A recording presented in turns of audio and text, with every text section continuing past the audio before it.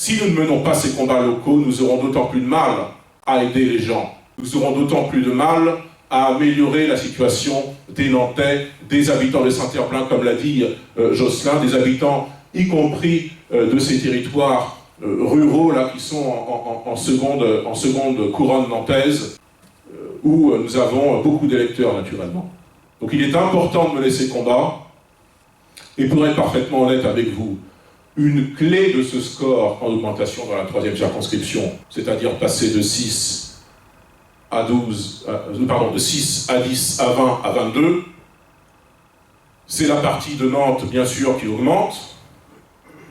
C'est aussi Saint-Herblain, il faut le dire, même si Saint-Herblain reste difficile.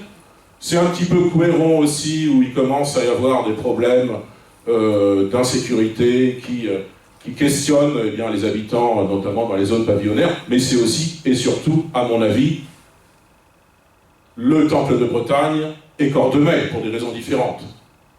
Et moi je le dis, c'est un crève-cœur, c'est une souffrance que nous n'ayons pas pu, personnellement pour moi en tout cas, que nous n'ayons pas pu, et probablement nous ne pourrons pas, présenter une liste à l'élection municipale à Cordemais.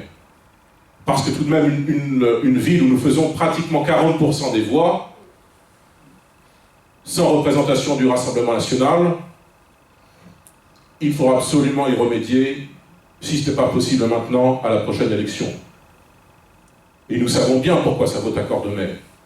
Et nous savons que ça vote, enfin c'est mon hypothèse personnelle, mais c'est plus qu'une intuition. Nous savons pourquoi ça monte plus vite à Cordemais qu'ailleurs dans le département.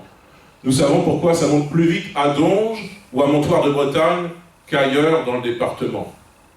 C'est parce qu'il y a, de notre point de vue, la présence d'anciennes industries, d'industries lourdes, dont on ne sait pas très bien quel sera l'avenir, dont on ne sait pas très bien si elles seront dans une situation de reconversion d'ici quelques années, ce qui angoisse naturellement les habitants qui vivent dans ces communes et qui travaillent dans ces industries, parce qu'ils ne savent pas de quoi sera fait leur avenir demain, ils ne savent pas de quoi sera fait demain l'avenir de la centrale thermique ou de la raffinerie pétrochimique de Donge.